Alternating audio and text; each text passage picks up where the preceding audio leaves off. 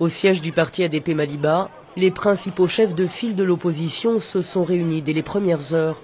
Ils ont appelé leurs partisans à les rejoindre, à braver l'interdiction de manifester du gouverneur de Bamako. Raison officielle avancée, l'état d'urgence. Mais l'urgence pour eux dans l'immédiat, c'est de marcher pour exiger que le scrutin présidentiel de juillet prochain soit équitable et transparent. Quelques mètres à peine, et il faut déjà reculer. En face, des policiers déterminés à les contenir. Gaz lacrymogène, coups de matraque. La velléité de manifester part en fumée.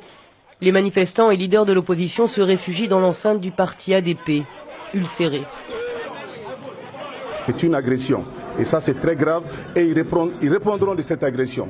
Je ne suis pas seul. Je suis avec des dirigeants des partis politiques, des candidats à l'élection présidentielle.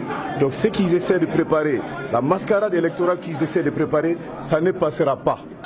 Dans le reste de la capitale, même scénario. Les points de rassemblement ou de chute prévus par les organisateurs de la marche ont été dispersés sans ménagement.